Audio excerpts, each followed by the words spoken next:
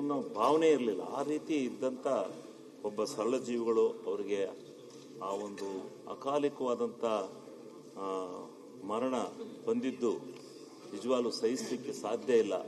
ಅಂಥ ಒಂದು ವ್ಯಕ್ತಿತ್ವ ಇದ್ದಂಥ ಒಬ್ಬ ಸರಳ ಜೀವಿಯನ್ನು ನಾವು ಕಳ್ಕೊಂಡಿದ್ದೇವೆ ಅಂತಕ್ಕಂಥದ್ದಕ್ಕೆ ನಾನು ಅವರ ಕುಟುಂಬಕ್ಕೆ ಆ ಭಗವಂತ ಒಳ್ಳೇದು ಮಾಡಲಿ, ದಯಾಮಯನಾದ ಭಗವಂತ ಅವರಿಗೆ ಒಳ್ಳೆಯ ಆ ಕುಟುಂಬವನ್ನಿಗೆ ಆ ಶಕ್ತಿಯನ್ನು ತುಂಬತಕ್ಕಂಥ, ಆ ದುಃಖದ ಶಕ್ತಿಯನ್ನು ತುಂಬತಕ್ಕಂಥದ್ದನ್ನು ಕೊಡಲಿ ಅಂತೇಳಿ ಈ ಸಂದರ್ಭದಲ್ಲಿ ಕೇಳ್ಕೊಳ್ತಾ, ಮತ್ತು ನಮ್ಮ ವೀರಣ್ಣವರು ಅವರ ಹೆಸರು ಕೇಳಿದ್ದು, ಅವರು ತುಮಕೂರು ಜಿಲ್ಲೆನಲ್ಲಿ ಅವರು ಶಾಸಕರಾಗಿ ಸಚಿವರಾಗಿ ಕೆಲಸ ಮಾಡಿದಂಥವರು. ಅವರ ಕುಟುಂಬಕ್ಕೂ ಸಹ ಆ ಭಗವಂತ ಒಳ್ಳೇದು ಮಾಡಲಿ ಅಂತೇಳಿ ನಾನು ಈ ಸಂದರ್ಭದಲ್ಲಿ ಕೇಳ್ಕೊಳ್ತಾ, ವೆಂಕಟರಮಣಪ್ಪನವರು ನಮ್ಮ ಜೊತೆಯಲ್ಲೇ ಶಾಸಕರಾಗಿದ್ದರು. ಶಾಸಕರಾಗಿ ನಮ್ಮನ್ನೆಲ್ಲ ಭಾಳ ಪ್ರೀತಿ ವಿಶ್ವಾಸದಿಂದ ಮಾತನಾಡಿಸೋರು.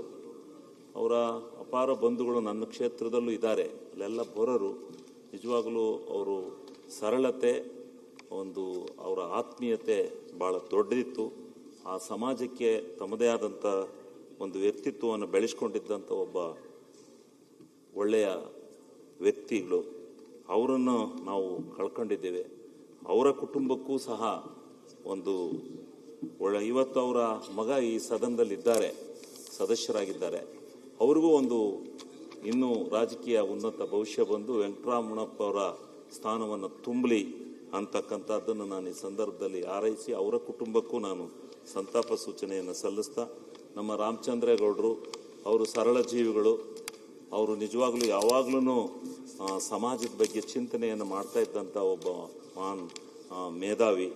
ಅವರು ಈಗ ನಾವು ಕಳ್ಕೊಂಡಿರ್ತಕ್ಕಂಥದ್ದು ನಮಗೆ ಒಳ್ಳೆಯದಾಗಲಿ ಅಂತಕ್ಕಂಥದ್ದನ್ನು ನಾನು ಈ ಸಂದರ್ಭದಲ್ಲಿ ನಾನು ಸಂತಾಪ ಸೂಚನೆಯನ್ನು ಸಲ್ಲಿಸ್ತಾ, ಮತ್ತು KR ಶ್ರೀನಿವಾಸಯ್ಯನವರು ಅವರ ಕುಟುಂಬಕ್ಕೂ ಒಳ್ಳೆಯದಾಗಲಿ ಅಂತೇಳಿ ನಾನು ಈ ಸಂದರ್ಭದಲ್ಲಿ ಅವರಿಗೆ ನಾನು ಇದು ಮಾಡ್ತಾ, ನಮ್ಮ ಬೇಲೂರಿನ ವಿಧಾನಸಭಾ ಸದಸ್ಯರಾಗಿದ್ದಂಥ ಪುಟ್ಟರಂಗನಾಥ್ ಅವರು ಭಾಳ ನಮ್ಮ ಜಿಲ್ಲೆಯವರು, ಭಾಳ ಸರಳ ಜೀವಿಗಳು. 3 ಸಾರಿ ಶಾಸಕರಾಗಿ ಭಾಳ ಪ್ರಾಮಾಣಿಕವಾಗಿರ್ತಕ್ಕಂಥ ತಮ್ಮ ರಾಜಕೀಯ ಜೀವನವನ್ನು ಮುಗಿಸಿ ಒಳ್ಳೆಯ ಹೆಸರನ್ನು ಮಾಡಿದಂಥ ಒಬ್ಬ, ನಿಜವಾಗಲೂ ಅವರ ಬಗ್ಗೆ ಒಳ್ಳೆಯ ಹೆಸರಿದೆ, ಇವತ್ತೂ ಕೂಡ ಇದೆ. ಪುಟ್ಟರಂಗನಾಥ್ ಅಂತಂದರೆ ಅಂಥ ಶಾಸಕರು ಇರಬೇಕು ಅಂತಕ್ಕಂಥ ಭಾವನೆ ನಮ್ಮ ಜಿಲ್ಲೆನಲ್ಲಿದೆ. ಅಂಥ ಒಬ್ಬರನ್ನು ಕಳ್ಕೊಂಡಿದ್ದೇವೆ. ಅವರ ಕುಟುಂಬಕ್ಕೂ ಆ ಭಗವಂತ ಒಳ್ಳೇದು ಮಾಡಲಿ ಅಂತೇಳಿ ನಾನು ಈ ಸಂದರ್ಭದಲ್ಲಿ ಕೇಳ್ಕೊಳ್ತಾ, ಮತ್ತು ಸೈಯದ್ ಹಾಶೀನ್ರವರು ಅವರ ಕುಟುಂಬಕ್ಕೂ ಆ ಭಗವಂತ ಒಳ್ಳೇದು ಮಾಡಲಿ, ವಿ ಶ್ರೀನಿವಾಸ್ ಅವರು ಅವರ ಕುಟುಂಬಕ್ಕೂ ಒಳ್ಳೇದು ಮಾಡಲಿ, ದಯಾಮಯನಾದ ಭಗವಂತ ಅವರ ಕುಟುಂಬಕ್ಕೆ ಶಕ್ತಿಯನ್ನು ಕೊಡಲಿ, ದಯಪಾಲಿಸಲಿ ಅಂತ ಹೇಳಿ, ಚಂದ್ರಶೇಖರಪ್ಪನವರು ಅವರು ಶಿವಮೊಗ್ಗದವರು, ಅವರು ನಮ್ಮ ಅರಸೀಕೆರೆಯಲ್ಲಿ ನಂಟಿತ್ತು, ಬರೋರು ಅವರು, ನಾನು ನೋಡಿದ್ದೆ ಅವ್ರನ್ನ ಒಂದು 2-3 ಸಾರಿ. ಅವರ ಕುಟುಂಬಕ್ಕೂ ಆ ಭಗವಂತ ಒಳ್ಳೇದು ಮಾಡಲಿ ಅಂತ ಹೇಳಿ, ವೆಂಕಟಾಚಲಯ್ಯನವರು ಅವರ ಕುಟುಂಬಕ್ಕೂ ಆ ಭಗವಂತ ಒಳ್ಳೇದು ಮಾಡಲಿ, ಮತ್ತು ಎಸ್ ಕೃಷ್ಣಪ್ಪನವರು ಮತ್ತು ಎಚ್ ಹನುಮಂತಪ್ಪನವರು ಮತ್ತು ಅವರ ಕುಟುಂಬಕ್ಕೂ ಒಳ್ಳೇದು ಮಾಡಲಿ ಅಂತ ಹೇಳಿ, ಶ್ರೀಮತಿ ಎಸ್ ಜಾನಕಿಯವರು ಅವರು ಗಾನ ಕೋಗಿಲೆ ಅಂತೇಳಿ ಹೆಸರು ಪಡೆದದ್ದೇ ಅಲ್ಲ, ಇಡೀ ಇವತ್ತೂ ಕೂಡ ಆ ಸಂಗೀತದ ರುಚಿಯನ್ನು ಇಡೀ ಕನ್ನಡದಲ್ಲಿ, ಅದರಲ್ಲೂ ಬಹಳ ಉತ್ತಮವಾಗಿ ಬಹಳ ಭಾಷೆಯಲ್ಲಿ ಹಾಡಿದ್ದಾರೆ ಅವರು. ಆದರೆ ಕನ್ನಡಕ್ಕೆ ಮೆರುಗನ್ನು ತಂದುಕೊಟ್ಟು ನಮ್ಮ ಭಾಷೆಯಲ್ಲೂ ಇಂಥ ಸಂಸ್ಕೃತಿತವಾಗಿರ್ತಕ್ಕಂಥ ಮತ್ತು ಇಂಥ ಗಾಯನಗಳನ್ನು ಆಡ್ಬೋದೇ ಅಂತಕ್ಕಂಥದ್ದನ್ನು ಉಚ್ಚೆಬ್ಬಿಸಿ ಯುವಕರಲ್ಲಿ ಬಹಳ ಭಾವನಾತ್ಮಕವಾದಂಥ ಗಮನವನ್ನು ಸೆಳೆದಿದ್ದಂಥ ಎಸ್ ಜಾನಕಿಯವರ ಕುಟುಂಬಕ್ಕೂ ನಾನು ಈ ಸಂದರ್ಭದಲ್ಲಿ ಆ ಭಗವಂತ ಒಳ್ಳೇದು ಮಾಡಲಿ ಅಂತೇಳಿ ಈ ಸಂದರ್ಭದಲ್ಲಿ ಇದು ಮಾಡ್ತಾ, ಶ್ರೀಮತಿ ಆಶಾ ಭೋಸ್ಲೆ ಅವರು ಲತಾ ಮಂಗೇಶ್ಕರ್ ಅವರ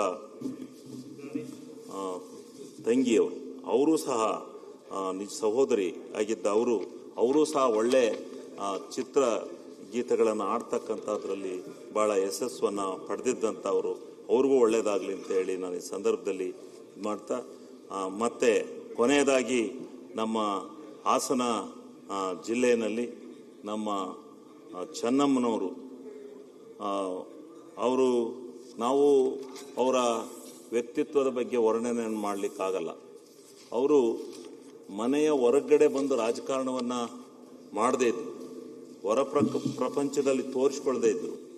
ಮನೆಯ ಒಳಗಡೆ ಯಾವ ರೀತಿ ರಾಜಕಾರಣದ ಹಿಡಿತ ಇರಬೇಕು, ಯಾವ ರೀತಿ ಸಂಕಷ್ಟ ಬಂದಾಗ ಅದನ್ನು ನಿವಾರಣೆ ಮಾಡಬೇಕು, ಎಲ್ಲರನ್ನ ಸಂತೈಸಬೇಕು, ಸಮಾಧಾನ ಪಡಿಸ್ಬೇಕು ಅಂತಕ್ಕಂಥದ್ರಲ್ಲಿ ನಾವು ಪ್ರತ್ಯಕ್ಷವಾಗಿ ಅನೇಕ ಉದಾಹರಣೆಗಳನ್ನು ಕಂಡಿರ್ತಕ್ಕಂಥವ್ರು. ಅಂಥ ಒಂದು ಕೆಲಸವನ್ನು ಮಾಡಿ ಈ ದೇಶ ಕಂಡಿರ್ತಕ್ಕಂಥ ಒಂದು ಮಾಜಿ ಪ್ರಧಾನಮಂತ್ರಿಗಳವರ ಧರ್ಮಪತ್ನಿಯವರಾಗಿ ಇವತ್ತು ಅವರೇನು ನಿಧನರಾಗಿದ್ದಾರೆ, ಅದನ್ನು ಸರ್ಕಾರದ ಗೌರವಗಳೊಂದಿಗೆ ಅವರ ಅಂತ್ಯಕ್ರಿಯೆಯನ್ನು ಮಾಡ್ತಕ್ಕಂಥ ಔದಾರ್ಯತೆಯನ್ನು ಮತ್ತು ಒಂದು ಮಾನವೀಯತೆಯನ್ನು ಪ್ರದರ್ಶನ ಮಾಡಿದಂಥ ನಮ್ಮ ಇಂದಿನ ಮುಖ್ಯಮಂತ್ರಿಗಳಾದಂಥ DK ಶಿವಕುಮಾರ್ ಅವರಿಗೂ ಸಹ ಮುಖ್ಯಮಂತ್ರಿಗಳಿಗೆ ನಾನು ಧನ್ಯವಾದಗಳನ್ನು ಸಮರ್ಪಣೆ ಮಾಡ್ತೇನೆ. ಅದರ ಜೊತೆಯಲ್ಲಿ ಅವತ್ತು ನಾವು ನಮ್ಮ ಹಾಸನ ಬಾರ್ಡರ್ನಲ್ಲಿ ಹೋಗಿ ಆ ಹೆಣವನ್ನು ರಿಸೀವ್ ಮಾಡ್ಕೊಂಡು, ಅವರ ಶವವನ್ನು ರಿಸೀವ್ ಮಾಡ್ಕೊಂಡು, ಆದರೆ ಅವತ್ತು ನಮಗೆ ಸ್ವಲ್ಪ ಜನದ ನೂಕಾಟದಲ್ಲಿ ಸ್ವಲ್ಪ ಏಟಾದ್ರಿಂದ ಮಾರನೇ ದಿವಸ ಶವ ಸಂಸ್ಕಾರಕ್ಕೆ ಹೋಗಲಿಕ್ಕೆ ಆಗಲಿಲ್ಲ. ನನಗೆ ಭಾಳ ನೋವಾಯಿತು. ಆವತ್ತು ಹೋಗ್ಲಿಕ್ಕೆ ಆಗಲಿಲ್ಲ. ಆಸ್ಪತ್ರೆಗೆ ಹೋಗಬೇಕಾದ ಸಂದರ್ಭ ಬಂತು. ನಿಜವಾಗ್ಲೂ ಎಲ್ಲ ಜನ, ಜಿಲ್ಲೆಯ ಜನ ಮತ್ತು ಕರ್ನಾಟಕ ರಾಜ್ಯದ ಎಲ್ಲ ಜನ ಅವರನ್ನು ನಿಜವಾಗ್ಲೂ ಬಹಳ ಉತ್ತಮವಾಗಿ ಆದರ್ಶವಾಗಿ ಬೀಳ್ಕೊಟ್ಟಿದ್ದಾರೆ. ಮತ್ತು ಆದರ್ಶವಾದಂಥ ಈ ದೇಶ ಕಂಡಂಥ ಒಬ್ಬ ಮಾಜಿ ಪ್ರಧಾನಮಂತ್ರಿಯವರ ಕುಟುಂಬ, ಅವರ ಧರ್ಮಪತ್ನಿಯವರಾಗಿ ಈ ನಿರ್ಣಯವನ್ನು ತಂದು ಇಲ್ಲಿ ಸದನದಲ್ಲಿ ಚರ್ಚೆಗೆ ನೀವು ಅವಕಾಶ ಮಾಡಿದ್ದಕ್ಕೆ ನಿಮಗೆ ಧನ್ಯವಾದಗಳನ್ನು ಅರ್ಪಿಸಿ ಈ ಮಾತನಾಡಲಿಕ್ಕೆ ಅವಕಾಶ ಕೊಟ್ಟಂಥ ತಮ್ಮೆಲ್ಲರಿಗೆ ನನ್ನ ಧನ್ಯವಾದಗಳನ್ನು ಅರ್ಪಿಸ್ತೇನೆ. ಸ್ವಲ್ಪ ಟೈಮ್ ಕೊಡಿ. ಸಂತಾಪ ಸೂಚನೆ ನಿರ್ಣಯಕ್ಕೆ ಬೆಂಬಲಿಸಿ ಕೊನೆಗೂ ತಮಗೆ ಅವಕಾಶ ಕೊಟ್ಟಿದ್ದಕ್ಕೆ ತಮಗೆ ಧನ್ಯವಾದಗಳನ್ನು ಸಲ್ಲಿಸ್ತೀನಿ. ಯಾಕಂದರೆ ಮೊದಲನೇದಾಗಿ ಎಲ್ಲರನ್ನ ನೀವು ಎಬ್ಸಿ ಹೇಳ್ತೀರಿ. ಚಳ್ಳಕೆರೆನಲ್ಲಿ ಹಿರಿಯೂರು ಕ್ಷೇತ್ರದವರು, ಚಿತ್ರದುರ್ಗ ಜಿಲ್ಲೆಯವರು ನಮಗೆ ಮೊದಲೇ ಪ್ರಾಶಸ್ತ್ಯ ಕೊಡಬೇಕು. ಬಲಂತ ಮಾಡಿ ನಾವೇನೋ ಕ್ಷೇತ್ರದ ಮಾತಾಡ್ತೀವಿ ಅನ್ನೋ ಆ ಟೈಮ್ ಕೇಳೋ ಪರಿಸ್ಥಿತಿನ ಇವತ್ತು ನಿರ್ಮಾಣ ಆಯ್ತಿದೆ. ಗೊತ್ತಾಗಿಲ್ಲ, ಅದು ಇರಲಿ. ಒಟ್ಟು ನಮಗೆ ಅವಕಾಶ ಕೊಟ್ಟಿದ್ದೀರಾ. ಒಟ್ಟಾರೆಯಾಗಿ ವಿಶೇಷವಾಗಿ ನಮಗೆ ಇವತ್ತು ಸನ್ಮಾನ್ಯ ಡಿ ಸುಧಾಕರ್ ಅವರು ಮೊದಲೇ ಬಾರಿ ಚಳ್ಳಕೆರೆ ಕ್ಷೇತ್ರದಿಂದ 2004ರಲ್ಲಿ ಶಾಸಕರಾಗ್ತಾರೆ. ಮತ್ತೆ ಡಿಲಿಮಿಟೇಷನ್ ಬಂದ ನಂತರ ಹಿರಿಯೂರಲ್ಲಿ 3 ಬಾರಿ ಶಾಸಕರಾಗಿ 2 ಬಾರಿ ಸಚಿವರಾಗ್ತಾರೆ. ಒಟ್ಟಾರೆಯಾಗಿ 4 ಬಾರಿ ಶಾಸಕರಾಗಿ 2 ಬಾರಿ ಸಚಿವರಾಗ್ತಾರೆ. ಸಚಿವರಾಗಿ ಅವರಿಗಾಗಲೇ ನಮ್ಮ ಮುಖ್ಯಮಂತ್ರಿಗಳು ಭಾಳಷ್ಟು ಜನ ಅವರ ಗುಣಗಳನ್ನು, ಅವರ ವ್ಯಕ್ತಿತ್ವವನ್ನು ಎಲ್ಲ ವರ್ಣನೆ ಮಾಡಿದ್ರು. ಖಂಡಿತವಾಗ್ಲೂ ಕೂಡ ನಾನು ವಿಶೇಷವಾಗಿ 18 ವರ್ಷಗಳಿಂದ ನಾನು 2008ರಲ್ಲಿ ನಾನು ಶಾಸಕನಾಗಬೇಕು ಅಂತ ಹೇಳಿ ಚಳ್ಳಕೆರೆ ಕ್ಷೇತ್ರಕ್ಕೆ ಹೋದೆ. ಡಿಲಿಮಿಟೇಷನ್ ಆಯಿತು. ಅವ್ರು ಹಿರಿಯೂರಿಗೆ ಟಿಕೆಟ್ ಕೇಳ್ತಾ ಇದ್ರು. ನಾನು 2008ರಲ್ಲಿ ನಾನು ಚಳ್ಳಕೆರೆಗೆ ಹೋದೆ. ಆ ಸಂದರ್ಭದಲ್ಲಿ ನನ್ನನ್ನು ಏನು ಕಾಂಗ್ರೆಸ್ ಪಕ್ಷಕ್ಕೆ, ಯಾಕೆಂದರೆ ನಾನು ಹೊಸದಾಗಿ ನಾನು ಕಾಂಗ್ರೆಸ್ ಇಲ್ಲ, ನಾನು ಕಾರ್ಯಾಂಗ ವ್ಯವಸ್ಥೆಯಿಂದ ಬಂದಿದ್ದಂಥವನು.